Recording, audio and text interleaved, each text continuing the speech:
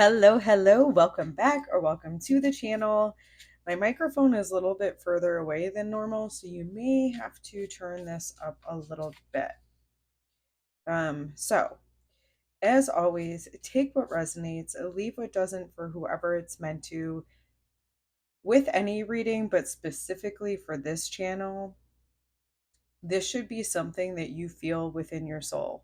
This is why I call it a case study, because it's really up to you to discern if this feels like it's your truth. So I just really try to aim at speaking directly to your soul. So without any further ado, not this deck, I guess. Not today. Okay. I guess I think we just entered this season. Hold. All right. Looks like we got the seasons of the witch. Don't let that scare you. The seasons of the witch, to me, this is especially, it's about where we're at in nature, and we're in this 𝗵𝗶𝗀𝗀 season, and this is where it's right before, like spring is coming, and it's kind of like, I'm laughing a little bit because it's like the last of everything is dying off, and there's that inner beginnings and stirrings of that new thing really starting to take place here. Because in the spring, right, it's popping through. So again, I feel like there's going to be a heavy emphasis on, we'll see, but it does feel like it's going to be something around an ending, and also around something that's beginning. So let's see, what did your highest self, that's what this is feeling like. What does your highest self, or let's just say what it feels like, more so the soul. Sorry, got to get this clear.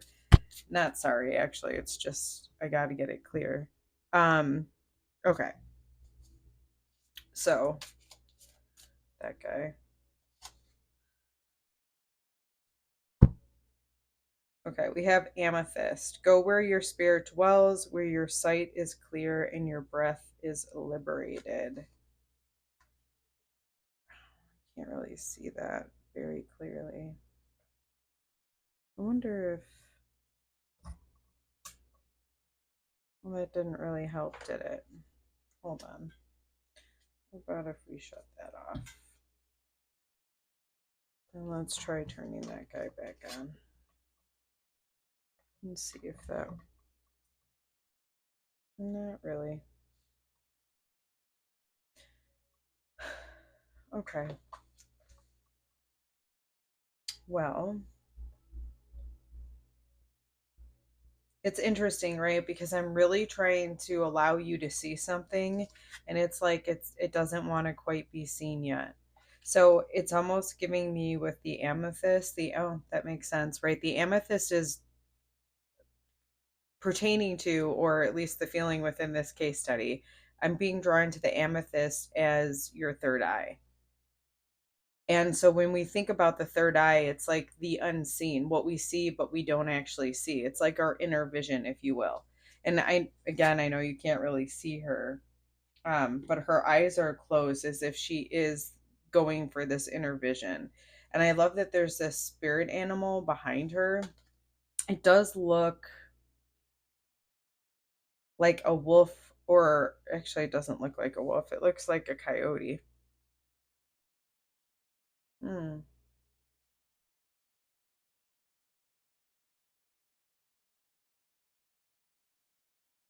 I'm also being drawn to this, like, it looks like a Capricorn, which is interesting because we're not in that season anymore.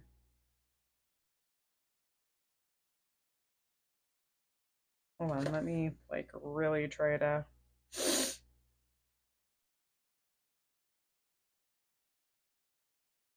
There's a lot of symbolism on this, so I'm gonna need, let me pause and like soak this image in.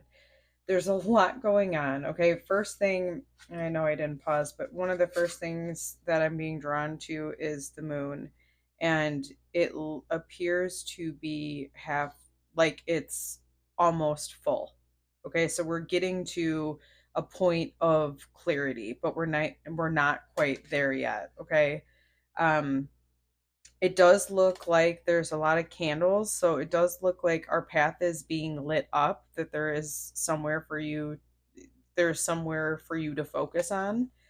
Okay, now with this Capricorn type thing I'm seeing here, I'm also seeing there's this image on the skirt of, it looks like a woman's lower parts. So I feel like, again, that there's something being birthed here and it's just not quite ready yet. It's giving me the impression of something gestating. And with the Capricorn and the fish, it's like move in flow. It's not moving for busy work, it's moving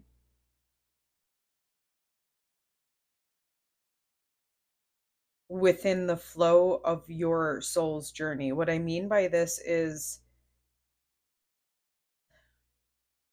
you're not trying to swim upstream, you're following the flow of the river that you're in, or the creek that you're in.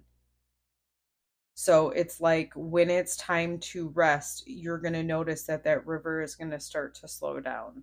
And there might be a little pond, or like, not pond, but you know how like when rivers flow, it can create like I need to figure out the actual word for it, but it creates this kind of, I want to say, a pond right off of the river that is where a lot of fish will rest in, and even catch fish that are coming down the stream.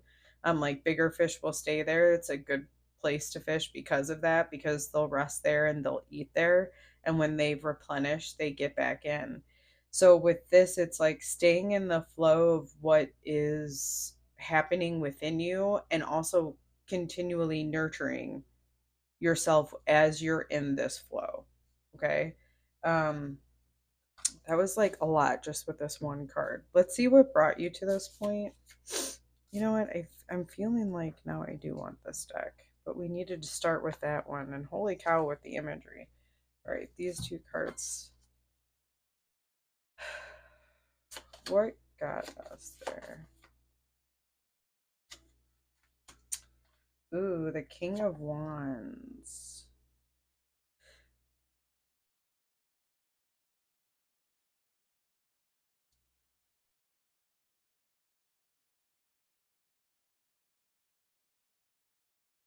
Hmm.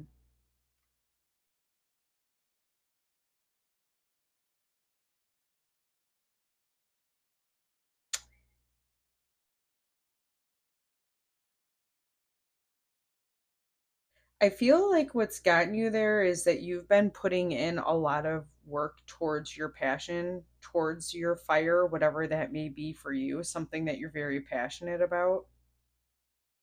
And I think that that focus around the unseen is because maybe you're feeling a little bit depleted, okay? And you're maybe not seeing the 3D reality match up to all the work that you've been putting in. And I think that's why that focus with this is on that unseen, and that inner vision. And that's going to help keep you in flow. Um, because with that King of Wands, it's like you found something very, very passionate and true for you. So that's why you're at this point where it's like, keep going with that, because even though you can't see it in the physical reality, it's going to manifest. And then we have justice for what what this is leading you to. And so it's interesting. It is like the cause and effect. Um this is such a weird image to me with the cause and effect.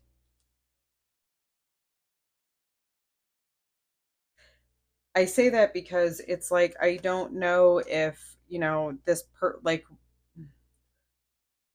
the image on it is confusing to me because it can go in so many directions.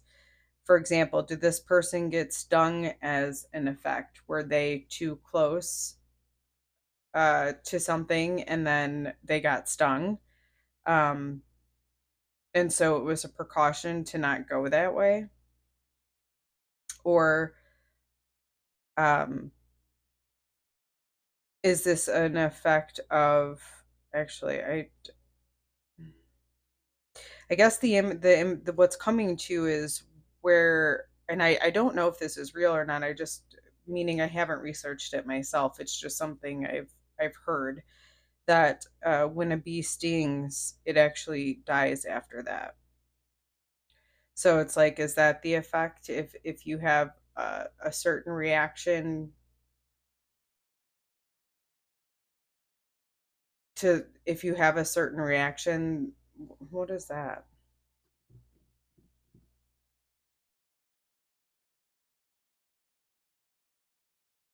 Hmm.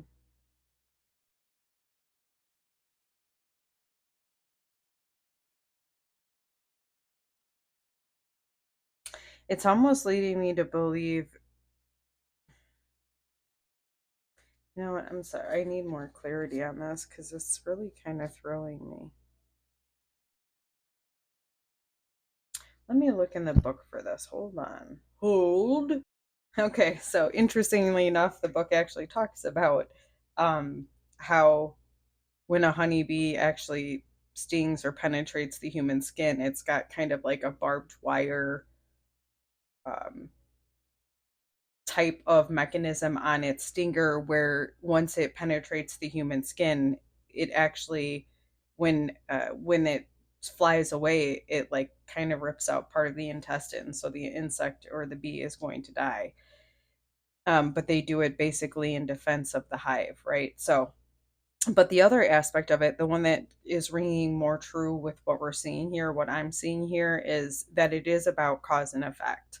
And it's about, I do believe this is about you seeing the future is, if you can continuously move in the direction that you've been moving with this inner vision, even though you can't see it, but you just feel that it's real and you can keep continuing with it, you are going to see that outcome take place. All right, let's see what's coming in to help you through this time period. What's coming into it? We have the Three of Wands.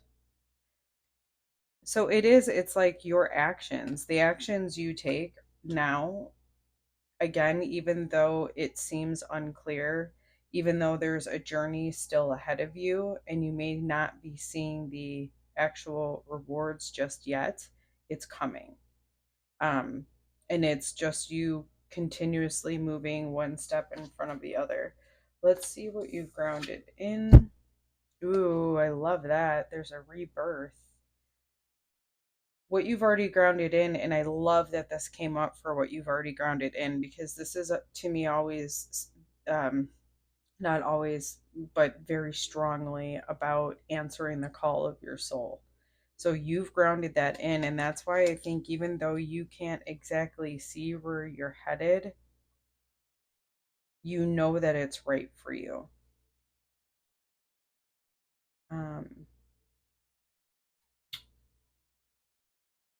let's see what's coming in the air element. Do we want to do that? I don't think so. I think this is good right where it is. So I'm going to leave that there. Remember to like, subscribe, and if you're feeling extra supportive, remember that I love donations, and my Venmo and PayPal are located in the description box. All right, till the next time.